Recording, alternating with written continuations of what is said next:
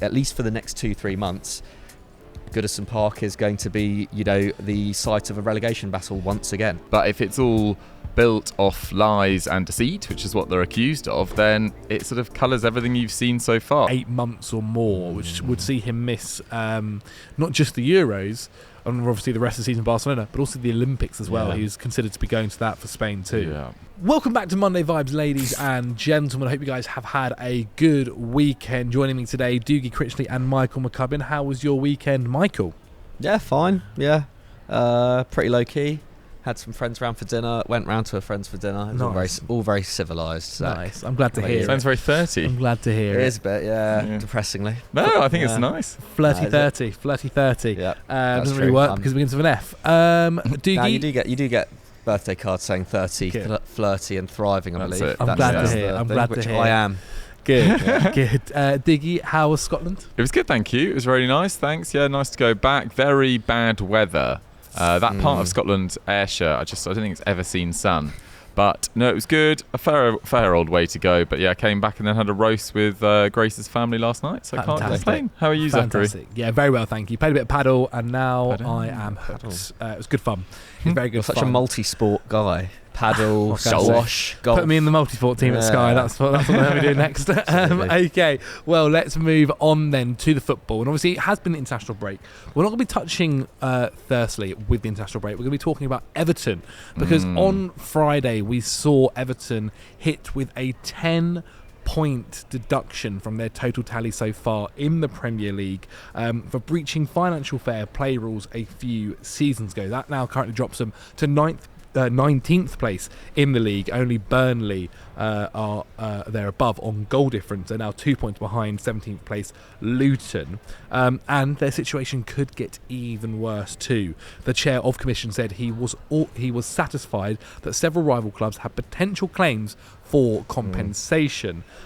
Leicester City and Leeds, who were relegated back in May, and Burnley, who were obviously relegated not last season, the season before in 2022, are supposedly looking and going to be pressing with plans to sue Everton for millions of pounds of damages. Now, this is something that's been going on in the background for not necessarily a long time, but it's kind of come to a head now. Everton had one charge. We've seen that kind of happen too, and I think for the other clubs you can understand why they are annoyed. They've stuck to the rules and been relegated, and Everton during that time as well were very close to relegation, even when going overspending, and we've seen them this kind of come to a head now. And obviously going on in the background as well during this time is Manchester City. Chelsea has also happened recently, and so for Everton, I think they had quite an interesting line in the bottom of their paragraph and statement where they basically said, we're going to be keeping a keen eye on what's going to be happening to the other people who are currently charged. And I think Chelsea's more of an investigation at the moment. That's an investigation, yeah. So, now look, the timing can't be worse for Everton. Everton's owner, Farhad Mashouri, is kind of in the midst of a proposal to sell the club to 77 Partners at the moment. 777 Partners at the moment. Now, we've also seen the Everton value drop due to this happening as well over the past couple of days. And you never know, this could see 777 Partners drop out due to all this noise and the kind of valuation dropping, and what would happen if they got relegated. Let's start things firstly from, I guess, the football sense before we get into the transfers and maybe the Chelsea and City talk. From Everton's point of view, I've seen a few people mention this now, that, you know what, if there was one season for this to happen to Everton, probably this one was the best one it could have possibly been for, because other years they would have got relegated quite easily, whereas this year, maybe with a little bit of luck in their fortunes, have had results start going their way. They're playing kind of better football. Sean Dyche has got them working now, and it kind of feels like maybe Sean Dyche can use this. And you've seen him over when this is going on in the background, kind of say things in press conferences where it was like, it's us versus everyone else now. This is going to be all for Everton to try and push together through. Obviously, he's not spoken yet since this deduction has happened, so we'll see what happens this weekend in the press conference leading up to it. But how do we feel at the moment then?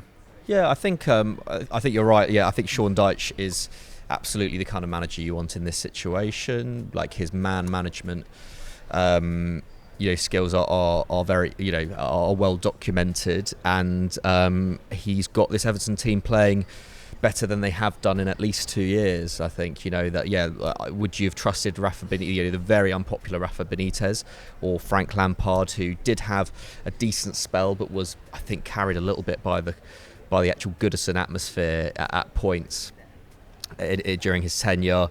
Like, Sean Dyche's, his track record of keeping Burnley up, speaks for itself.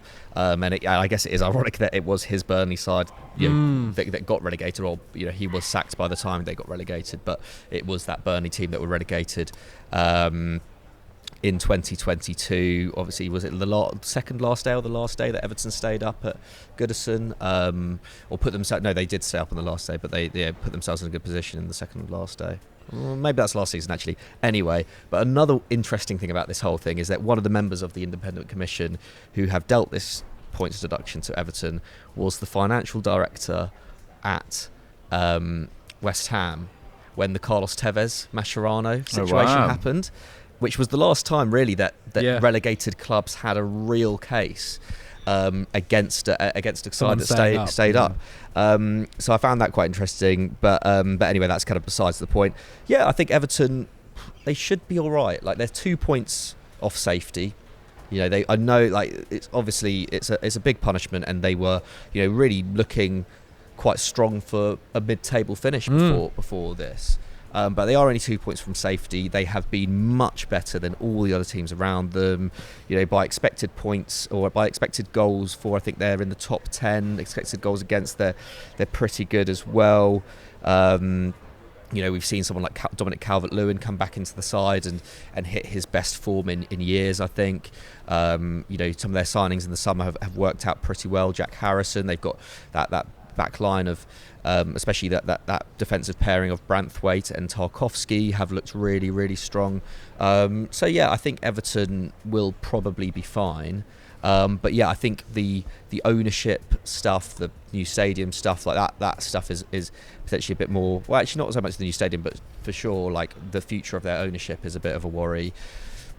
Kind of regardless of this, 777 Partners, not sure whether they will use this as an excuse to pull out. They've already loaned the club tens of millions of pounds, so they've kind of, they've got, there's a vested interest there which they would be letting go of, if they were to pull out. So, and Everton are still, in 5 years' time, Everton, will probably be a much more valuable club provided they stay in the Premier League due to that new stadium, and the prestige that will bring, and the extra money that will bring into the club. The worry for Everton fans is that 777 Partners, have a pretty questionable track record in terms of the clubs that they are involved in at the moment. So, that would be my worry. But yeah, on the footballing side of things, I don't think Everton fans should worry. But and also, like, something like this will galvanise the crowd too. But it does mean that at least at least for the next 2-3 months, Goodison Park is going to be, the site of a relegation battle once again. Yes. Like, they are in a relegation battle absolutely now, but even if I back them to stay up. Yeah, okay, interesting. Well, we'll maybe touch upon that again a little bit. But Digi, one of the other things that kind of came out from this as well, I mentioned them earlier, Chelsea, Man City are the two kind of big boys also being spoken about. Chelsea currently under investigation over FFP breaches under Roman Abramovich. Manchester City, back in February, were charged with 115 counts of, essentially, I find it lots of different things, to be quite honest. Everton broke one thing. And I think they overspent by, I think it's about 19 million pounds. What does this mean for the likes of a Chelsea or a Manchester City, who have won numerous titles, bought and spent millions of pounds on players? What do you think could happen here? Yeah, I mean, it does definitely set a precedent, doesn't it? I mean, it is an independent commission, so it's not the Premier League that have given this ruling, which, Man City have been charged by the Premier League, so that needs to be resolved first of all before really saying too much. I mean, it's difficult to speculate on Chelsea because they haven't been charged with anything as of yet, but Man City, for those alleged breaches of FFP, 115. If you're getting a 10-point deduction for one breach and £19 million, if Man City are found guilty of what they're accused of, then they could face relegation. They could face a 50-point deduction. I mean, I'm speculating. I've no idea. No idea. But you saw Saracens in the English Premiership in rugby get relegated, and they were in a similar position to Man City, incredibly dominant in their own league. I wouldn't put it past anything. Nothing is off the table. And what frustrates me about the Man City situation is that it sort of taints everything you're watching at the moment, because I don't bear it in mind on a weekly basis, but whenever those breaches are brought up in conversation, you're like, it kind of makes you doubt everything you've seen. And I've really enjoyed watching Man City's growth over the last 10, 11 years. I've really enjoyed watching their treble-winning side. I've loved watching De Bruyne, Grealish, Haaland, Foden, Rodri, all these amazing players. But if it's all built off lies and deceit, which is what they're accused of, then it sort of colours everything you've seen so far. So that is the concern from their perspective. From Everton's perspective, I completely agree with my Cubs, to be honest. I think they got 26 games. If this has happened in May, it could have been a really bad situation. But they've got so long to recover. I think they are easily good enough to survive. So from a footballing side of view, I wouldn't be that concerned as it stands. But, if Leeds and Leicester and Burnley are successful in their appeals for compensation, and it delays or cancels this new ownership takeover, then they've got a serious issue on their hands with a stadium that needs to be financed, with so much payout basically on previous transfer fees still to be paid as well. They have made some horrendous footballing decisions in the last few years in terms of their market dealings, and you can't accuse Farhad Mashiri of not spending money. He's definitely spent a lot of money, but he's spent it poorly, so badly. I think one of the other things that I think Everton fans might feel a little bit aggrieved by is the punishment is really harsh. Really harsh. Keep in mind, obviously, we said earlier, £19 million they overspent by. I think when these clubs that were involved in the Super League had to come back or came back to the Premier League, or they never technically left, but essentially got punished for it. They had a combined total of £3.5 million fines to pay. When Portsmouth went into administration back in 2010, they didn't get a 10-point deduction, and so I can understand if Everton fans feel quite aggrieved and hard done by, and the ownership, and it makes complete sense, and which is why I just think now essentially the Premier League or the Commission have put themselves in a position where they've set a precedent. I think it's absolutely so true. Like, as you mentioned, the possibility of relegation. I think, and I completely agree. Anybody that is found guilty of these things should have themselves punished, and whatever it might be. But there is a little bit of me that wonders. There's a little bit of me that wonders: is it in the best interest for the Premier League to do this to, say, a Manchester City or to, say, a Chelsea? And will that play an effect on... Obviously, I know it's the bigger independent clubs, do you mean? Yeah, and obviously they have a lot more money that brings in a lot of the players. They have some of the highest fan bases and so on and so forth. Does that play a factor? I know it's an it might well commission. do, but in the interest of fairness, it can't. No, I agree. And but when have we ever seen that? I think in the interest when have we ever seen that happen in football? I think in the interest of entertainment, it would be mad. Like, I think it would make the Premier League more watchable. Like, I was listening relegating a Man City or giving them a 30-40 point deduction. Like Man City, the best team in the Premier League over the last 10 years. They wouldn't win the league that season. Well, they wouldn't. No, they'd still escape. But I think it would. In terms of entertainment, it would add another thing. I think it would. I don't think. I mean, it should be regardless of what's in the interest of the Premier League. But I don't actually think it would. It wouldn't devalue the Premier League to have Man City starting on a 40-point deduction. I don't think. Like, I think it would. If anything, it would increase interest in the league. I just feel like if you have given Everton a 10-point deduction for one charge, and say City come out and 100 of the 115 are found guilty. 100 times 10, 1,000-point deduction. Like, well, really, and you got to keep in mind, right? We're talking about a period for City where they have won. Essentially, what you mentioned here, Dookie. Everything since then has happened because of what they've done, and if they've done it in cheating, if they're found guilty of that, I think it. I mean, then is a 40-point deduction. How many teams would take a 40-point deduction to win? As many Premier League it's got to be points or a relegation, because a fine for a club like Man City backed by Abu Dhabi, it doesn't mean anything. And the same has to be said for Chelsea personally. Like if it is obviously, as said, is allegation at the moment, and if it is found guilty. Yeah, I mean, it ultimately depends on the strength of the case that Man City would have as well. Like from from hearing about like the Everton case, there were some, they did make some cases to the commission that were outright rejected. First of all, the post-COVID market that they were operating in, and obviously that doesn't excuse Everton. Like that's no different from any other club. They came back and said, the commission came back and said, well, the Premier League was... COVID wasn't Merseyside specific, yeah. Well, yeah, and also the Premier League was still quite a strong market post-COVID. The argument you could make against that is that, well, Everton at that moment in time were like needing to sell players abroad, really. I seem to remember they also allowed a sort of a loosening of financial fair play rules. Yeah, there was that period. Yeah. Didn't they also say as well? It was two seasons in one. Yeah. Yes, they did. Yeah. So they already had some concessions. Didn't Everton. they mention something about Richarlison as well? About due to their financial struggles, they would have got more money. They should have got more money for Richarlison. I think they rejected 80 million, didn't they? There was a player who was unnamed about that. Yeah, player Y, I think. So I don't know whether that was Richarlison or not, but may have been. There's also another player X, not for legal reasons can't be named, who was arrested and then sacked by the club, and the club, for the player's mental well-being, decided not to sue that player, and they said that they would have sued that player for breach of contract for around £10 million. But then the commission came back and said there is no guarantee that player would have been able to have done that. So they saw that as speculative, basically. So there were a number of counterpoints that Everton put to that commission that were rejected. Man City, were able to dispute, the charges brought against them by UEFA through CAS, and were very successful in that.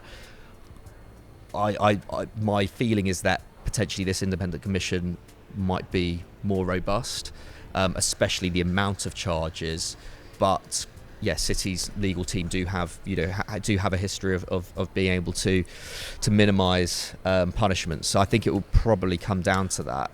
But if you're looking at it, if you're looking at at surface level, Everton 1 breach, Man City 115 breaches. It's it could be pretty mad. It could be a completely unprecedented level of punishment. Well, it feels like it's going to be a long time till we hear the result. Exactly. To be quite honest. And obviously, Everton have said they're going to appeal.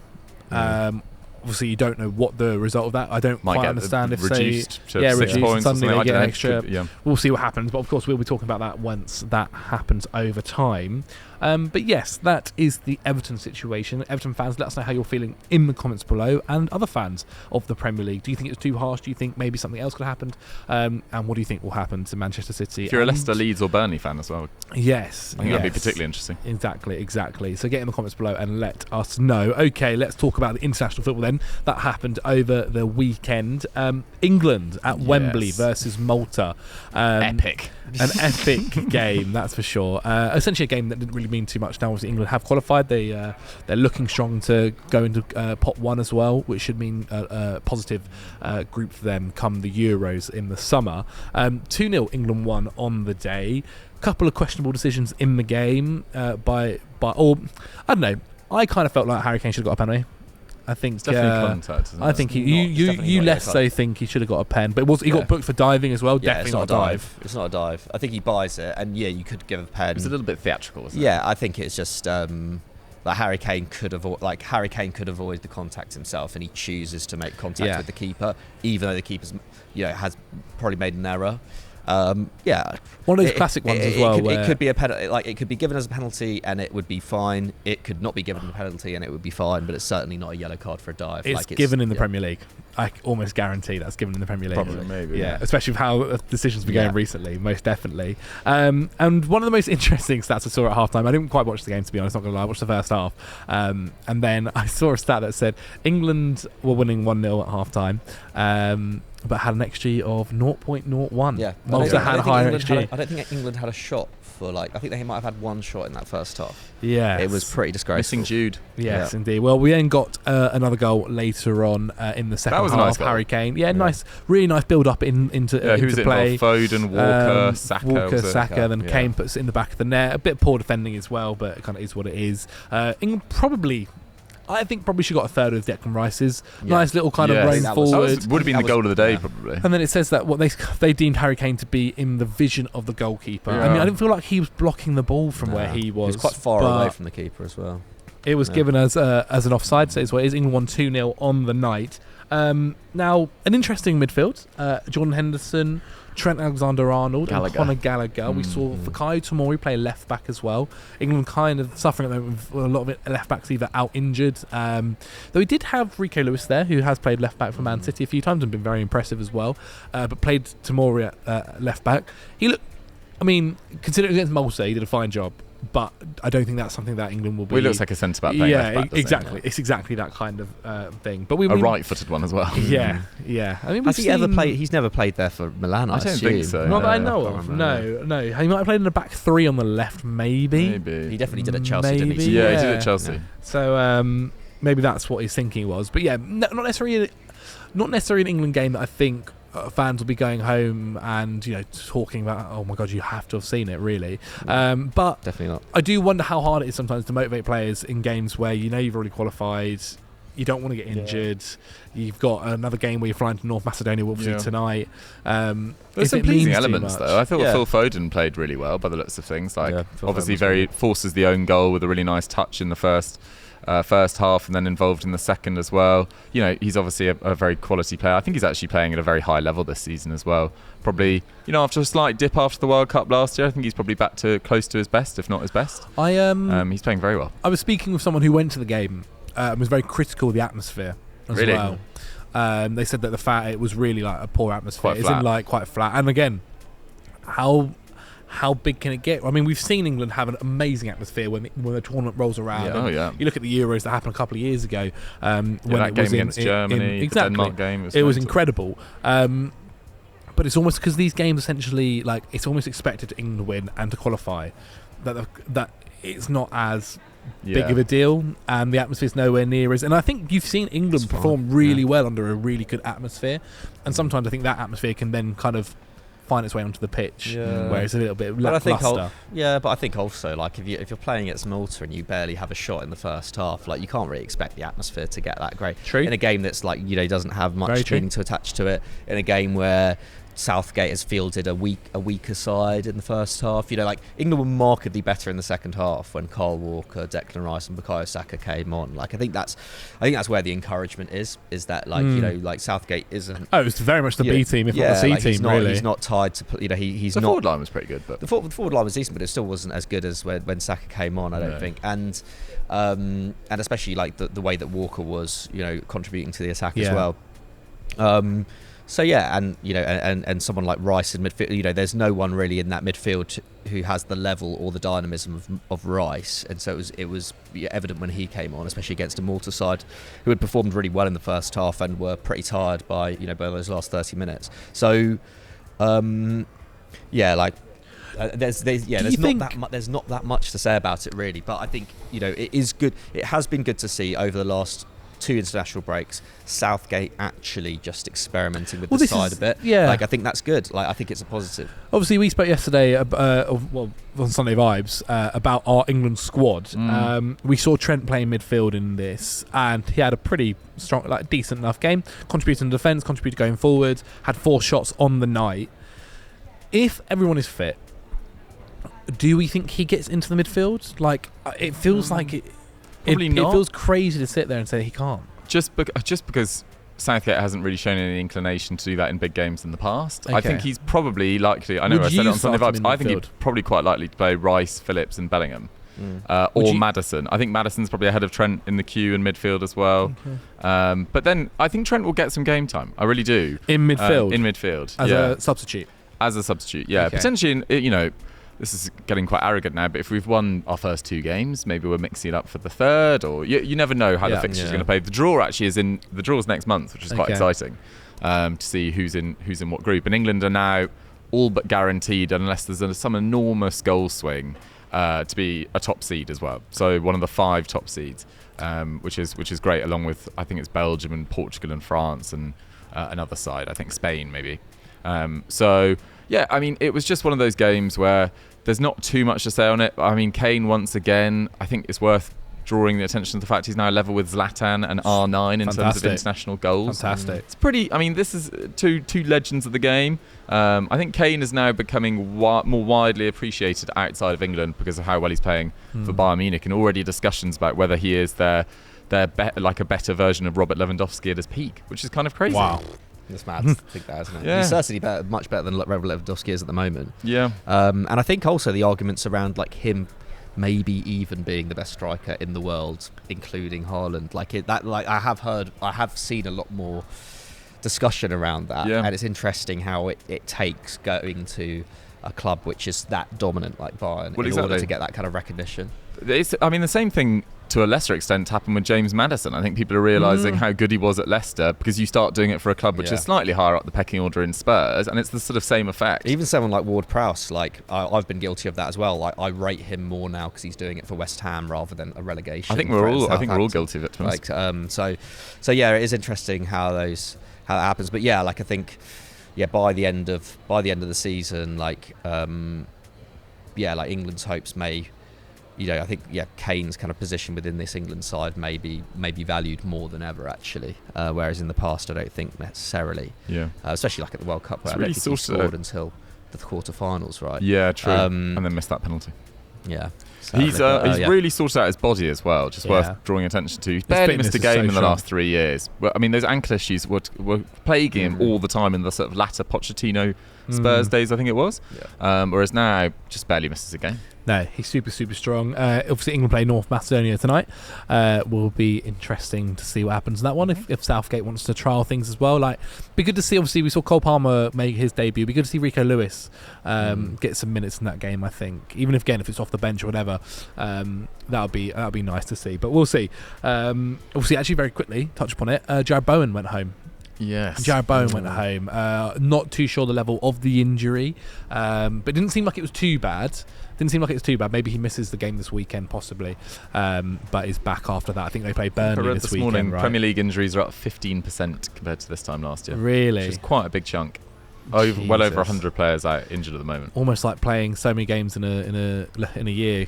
A Winter World Cup. Ruin you. Great idea. And also extended match time as well this season, isn't it? Then they've got the Euros in the summer, so it will be interesting what happens there. No break FC. And then 2025 is the Club World Cup, so whoever's qualified for that, I think Man City, Real Madrid, I think Chelsea are in that. So that's another... Wait, has that already decided? I thought it was the winner of the Champions League. It's the winner of the last 4 Champions Leagues. Yeah, they've expanded the competition. They made it larger. Brilliant. Oh, yeah. Oh, it's massive. It's a competition 32-team tournament. Awesome. Summer tournament. Yay. Summer tournament now. It's a summer tournament. Not the beginning of the year.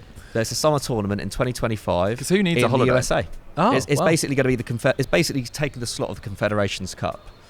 Okay. And, it's taking that slot. So I don't know whether it will always be the country that's going to host the World Cup the following year. I can't remember that, but I'm almost 100% sure it's who needs the rest anymore in football, eh? Who needs the rest anymore? No rest for the wicked. Okay, then. Well, let's move to Scotland, who drew 3-3 with an Erling Haaland-less Norway in this game. Martin Odegaard-less. Right? And a Martin Odegaard-less Norway as well. Norway going into this game, after the result of the game, are now not able to make it to Euro 2024. Another competition where we're not going to see arguably the greatest striker in the world, depending on the debate where you fall between Harry Kane and himself, at an international tournament. How do we feel about this? Because obviously people talking about being the greatest striker in the world, you have to kind of also have that impact on an international level. And it's not like, when you look at the Norway squad, it's not like it's an awful squad. No. Martin Odegaard, as you mentioned, is there. Sander Berg in midfield. Aya at the back. Elyounoussi as well on the forward line. Oscar Bob, who played in this game. So it's definitely not an awful side at all. Like, we've seen a lot of better players we've also seen a lot of good players play in worse squads and make it to these tournaments. But we're not going to be seeing Erling Haaland or Odegaard in the Euros. Do you think it's going to eventually get to a debate later on in his career where how can he be considered the best in the world or one of the best strikers of all time if he's not playing in these tournaments? Yeah, I think definitely. I mean, did Zlatan probably get the credit at his peak that he deserved? Probably not, because he was playing for quite an average Sweden side at that time. Like, it definitely does have an impact. I mean, for individual awards as well. We've seen how that goes. Yeah, it's very difficult for him to win a Ballon d'Or, unless it's every other year. When there's not an international tournament, that's definitely going to have an effect. But they were just undone by the fact that Scotland just started like an absolute steam train in this group. I think Scotland are now winless in their last 5, but that doesn't really reflect how well they've played in lots of those games as well. They were missing a number of key players here. I think Tierney was injured. I think Robertson was injured. So it was very much a makeshift side. Or at least at the back. And Steve Clarke said it's a bit of a shame that Haaland's injured, actually, because they'd already qualified, of course. And it's actually quite a good chance to test our defenders against really top opposition, particularly because some of those defenders are playing in the Scottish Premiership, which doesn't have the sort of calibre of striker by a distance.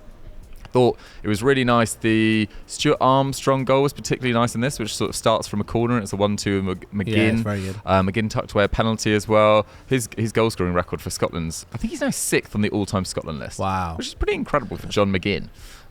So I mean, very few players have scored a lot of goals for Scotland because they've not really had great tournament success. But now this is back-to-back Euros, and it's a very really different exciting though. This time. one, right? Like considering the last Euros was done off of penalty shootouts in the last 2 games. Yeah, comfortable. Now you they had to go through the playoffs. Yeah, exactly. But now you guys Scotland started so well.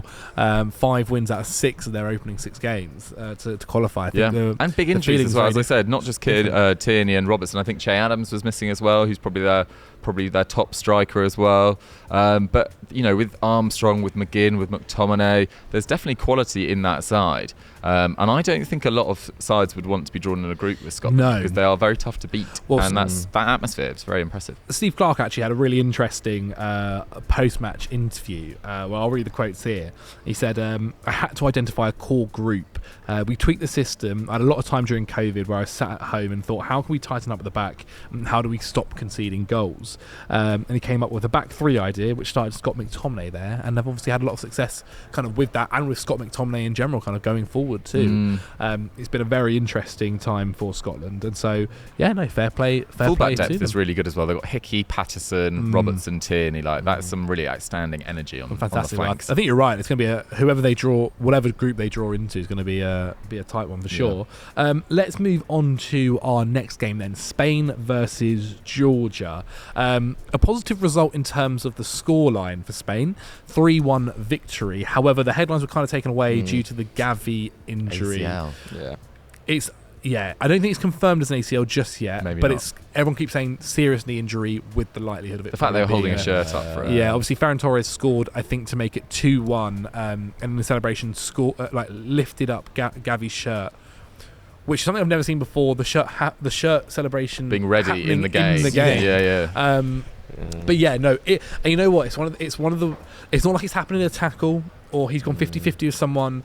It's just kind of a touch. I think he's jumped up, hasn't he, for a touch and then landed. And it looked really bad. It looks like people are rumours of, again, no confirmation yet, of 8 months or more, which would see him miss not just the Euros and obviously the rest of the season in Barcelona, but also the Olympics as well. He's considered to be going to that for Spain too. Yeah.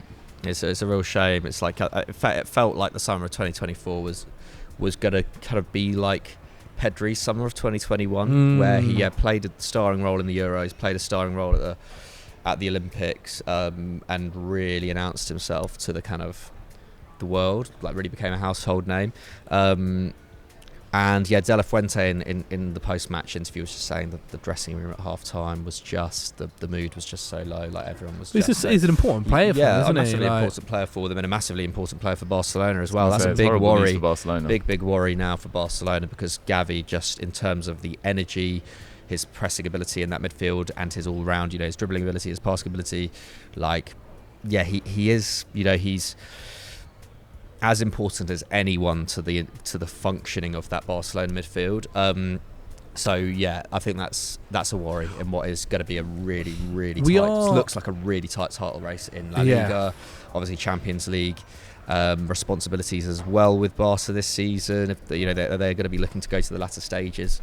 Worrying times for Barcelona. But first and foremost, just got to hope that this injury does not impact Gavi's career in the long term. Yeah. Well, I was going to say, we are seeing players now come back from these injuries and kind of go and get back to the level that they were previously at, and if not, continue to go higher and higher.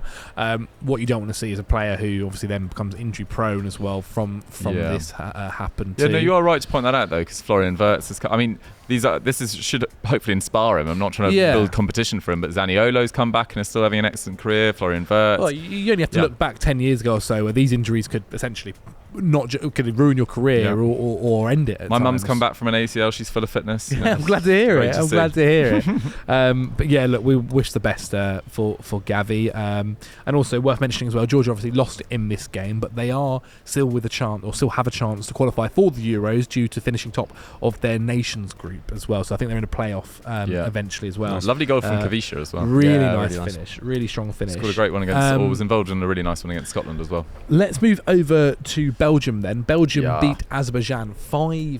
Romelu Lukaku scored all 5 as well before the half-time whistle. Romelu Lukaku got 4 of them as Subbed well. Subbed at half-time. Pretty fair. Some of the goals really well taken, physically dominant in the box. Obviously, I think against the Azerbaijan defence that just didn't know really how to handle him or Doku or really any of the Belgium kind of attacking quality they had. But yeah, and Lukaku having another strong season. Going back to it, going back to his best, having a strong season for Belgium, having a strong season for Roma as well in Serie A. Obviously we saw him move to them on loan. We know there's a possibility of that becoming a permanent deal as well come the summer. In fact, I think they could do it whenever if they wanted to. But yeah, I mean, for all the talk about Romelu Lukaku, he always does seem to get that back to his best eventually. Yeah. I think even the second half of last season, Lukaku was looking back to his best. And to be honest, he got a lot of stick in the Champions League final for missing, some sitters, flashbacks to that Belgium game at the World Cup last year as well, where, what did he get, like 3 XG and couldn't score or something? Like those are the things that people remember a lot. But actually, I thought in that Champions League final, for example, Inter looked better with him on the pitch as an all-round attacking unit. He's had a strong start for a Roma side which have been inconsistent this season, but certainly started the season really poorly and had a number of key injuries in that attack, and he's really stepped up under Jose Mourinho, and has an amazing goal scoring record for Belgium, like 83 and 113 appearances. That is serious stuff. And I know Belgium have had plenty. I feel like looking back over the last decade, I feel like Belgium have had a particular amount of these kinds of results against smaller nations in qualifying. Like I feel like Belgium are always scoring 6 or 7 against smaller sides, and then tend to flounder a little bit on the international tournaments. With the World Cup, 2018 World Cup being the exception there. But I think Lukaku always he's always been a little bit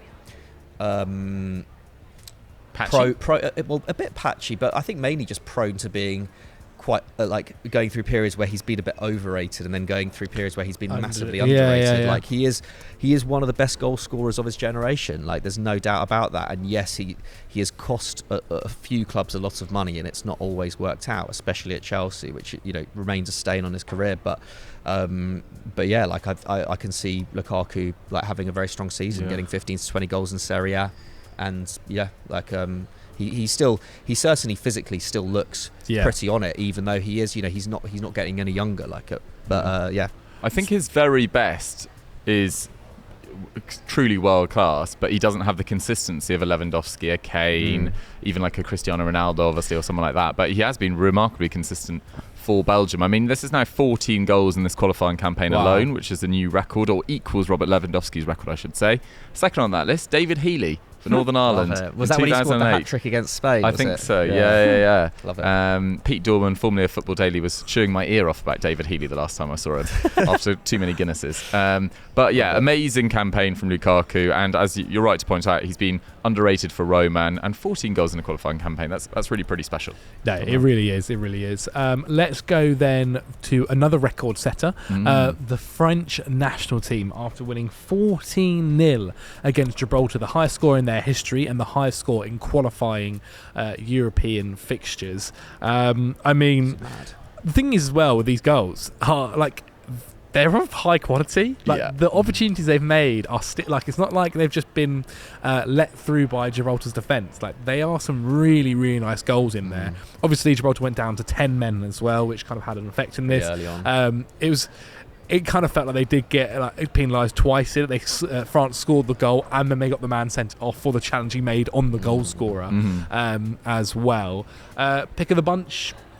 Mbappe's basically halfway line effort. Very satisfying when the keeper gets. Did you just get a touch on it as well? Almost fingertips. Yeah, it's very nice. But it was so into that corner, into that one corner was I saw the Deschamps speech at half time, and he was like, I think it was 7-0 at half time, and he was like, the record's 10. We're going to be ruthless. Is the record 10? It was only 10. I think the record was only 10, or at least he said it was. Maybe it was for France. Maybe it was for France. And he was like, Germany do 13 before. Yeah, must have. But yeah, he was just really going for it, which was nice. Is it nice to see? Yeah, I think it is nice to see from Deschamps. He's got quite a reputation for being a negative manager, but I actually think this France side have been pretty free flowing. Really, he's played a lot of young talent now. He's blooded a lot of young talent. He's done a almost near perfect international management job. Yes. No, Euro 2020 was a bit of a shambles, but the rest, perfect. Got to the final. Two finals, won one of them. Was unlucky not to win. That French squad going into the Euros is going to be outrageous. Yeah. It's got someone so like much Kingsley Coman as well. Like, I think he's a seriously underrated player, Kingsley Coman. I think he was excellent against Gibraltar. I know it's only Gibraltar, but I think he's been brilliant for Bayern Munich since the start of last season as well. Interesting as well, because it gets to about 5-0 on the player. We picked up on this before. It gets to about 5-0 on the players stop celebrating the goals. Oh yeah. And then Giroud scores one for the 13th, doesn't celebrate it, and then he scores a rebound bicycle kick, great overhead kick, kick, the 14th, and then goes crazy. That's why he's been so successful for so long. He's hungry. Yeah, I respect it. It's a great finish, to be fair to him. It reminded me a bit of Ronaldo. I mean, not as good, but it reminded the shape and the trajectory of the ball very Ronaldo v Juventus in 2018. Not saying it's up there, but also a lot closer to the goal on that as well. Closer, yeah, but that's 14th against Gibraltar. Yeah, 14th against Gibraltar. But when you're that close to the goal, you need to get that trajectory right. You need to make sure that's bouncing very sharply down. Very true. Very true. Yeah. France. Maybe it was actually not that hard. France also confirmed as well, obviously, for qualifying for the Euros as well. We know that. And the Netherlands actually booked their place too, coming second in the group with a 1-0 win over the Republic of Ireland. Let's move over though to Italy, because Chiesa looks back to his best, Diggs. I saw your tweet before. On Twitter. It sounded more negative than I meant it. I find him quite frustrating because I do think at his best he's like very close to world class, if not world class, but I feel like injuries, he's more inconsistent than you'd like as well. Playing for Juventus side that's been up yeah, for sure, and he's been the spark for that side for a long time. But he's playing pretty well this year, but I mean, I think he'd gone 6 games without a goal or assist here. He got 2 goals against North Macedonia, and Italy shudder at the thought of North Macedonia after what happened in the build-up to the World Cup. So it was quite a big game for them in a way. And Raspadori as well played really well in this game. Barella, I think, got 2 assists in midfield. You know, they probably lack a little bit of truly elite talent in terms of their centre-backs and centre-forwards, Italy. But again, they're just a very good tournament side. And they are a side that when they qualify, but they are a side that when they qualified about once. But when they get going, like they are, they can have very bad tournaments and then very good tournaments. There's never really been a truly terrible era. I mean, probably the worst era was that Conte mid 2010s, and they still did well in that Euros in 2016. And they had Graziano, Pele, and Eder up front. So didn't they have who was the guy who played for Sunderland at the time? Jaccarini, was it Jaccarini? Jaccarini. Yeah, he was one of the stars of that tour. Yeah, exactly. We signed him from Toronto, I think. But yeah, a comprehensive win against North Macedonia, and demons exercised. Yeah, done very well. Jorginho missed the penalty. I think that's 3 in a row now for Italy. Yeah, he definitely missed 2 against Switzerland. Yeah, interesting. Getting found out finally. Because he still does the same one every time. Yeah, but when it works, it works. When it works, it looks nice. I just don't think it's worth it. It's just not worth it. Just go up and smash it. I think it's about time. But it's also penalty is such a confidence thing, right? So you got to have the belief in what you're going to do, right? And if that's what he has the confidence in. Yeah, but then maybe it's time to change the penalty taker. I just don't think it's worth it. He did change it once. I remember he changed it once to Chelsea, idiot. and he scored, and then he went back to it. But I mean more so that maybe it's time to change. To give it to someone else. In general, okay. They've Chelsea. Did you see Real Madrid might be looking at Timo Werner for a January loan? Interesting. Yeah. Ooh. Don't know where that came into my head, but it did. Vinny's out injured at the moment. Well, exactly. Yeah. So don't mind it. That'd be interesting. Okay. Well, on to the country that Timo Werner represents, Germany, who lost 3-2 to Turkey at home. Now, the biggest kind of talking point from this, especially before the game, was that one, it was Nagelsmann's first game at home as Germany manager, and two, he started Kai Havertz as a left back, and everyone was thinking maybe this is it. We finally found Kai's position. I laugh, but within a few minutes, he'd scored. He put the ball in the back of the net. Centre forward position. Exactly, yeah. There was a little bit of it. Came from a set piece. After a set piece, I think. Exactly. Yeah. So it didn't necessarily matter too much. And if I'm being brutally honest, he looked like he was struggling, I thought, throughout the game. Before the game, Nagelsmann came out and said that he wanted him to kind of, in attack, be free-flowing. So kind of go where you want whilst attacking, which he saw. But then evidently when defending, he was then halfway up the Germany pitch have trying defended to so run badly back. in the last multiple tournaments, really. I don't think they're ready to have a left-back that just has a free role. Their fullbacks have been causing them massive issues for a long time now. Yes, well, Kadioglu... It does scream Red Bull, doesn't it? It really screams Red Bull. It's like, this isn't like the Austrian Bundesliga. This isn't Leipzig. Like, this is... International football's so much more rigid generally, isn't it? Yeah, and it's also so much more conservative normally. Yeah. Well, obviously, Kai Havertz put Germany 1-0 up, and then Kadioglu, I think is how it's pronounced, levelled it for Turkey. And then we need to talk about Kenan Yildiz. His goal for the second is so nice. Obviously, a little bit of a miscommunication in the defence for Germany. He finds himself on the left flank and then just cuts in. It's beautiful. Hits both posts, goes in. Ding, ding. Really nice finish. You guys should check that out if you haven't already. He's one to watch as well. 18 years old. He's made 5 substitute appearances so far for Juventus this season. So he's looking really, really interesting. Nice to see that, like, there's a few young Turkish guys coming through now, where obviously we've seen the guy that he's currently out injured, but he's on his way back. Ula at Real Madrid. And himself at Juventus, that are kind of young and have that kind of skillful element where they are also that guy from Galatasaray, Artem Koglu, as well. He's been playing really well in the Champions League.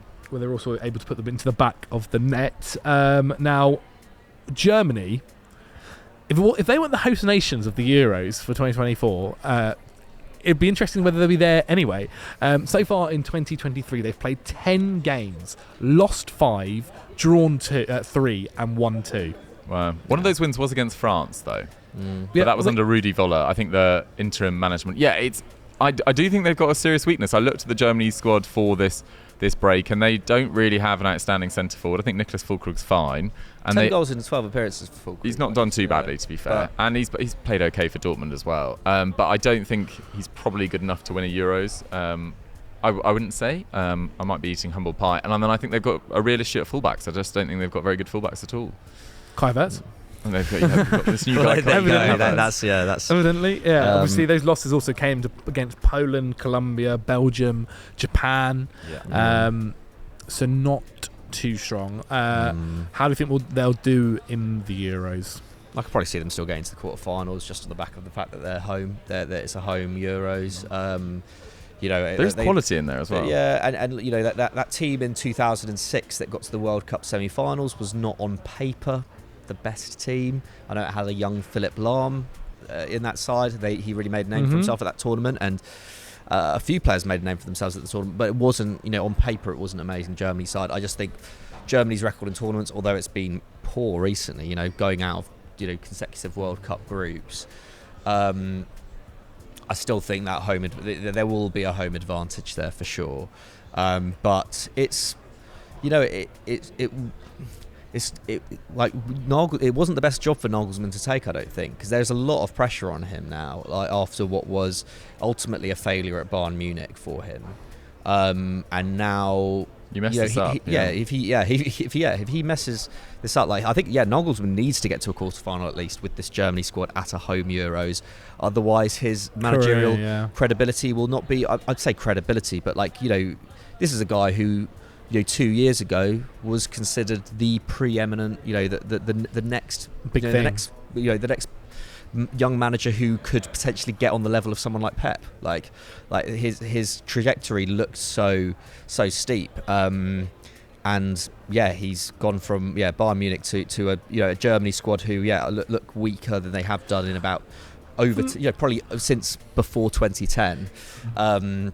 Or even before that, actually, because they made the Euros final in 2008.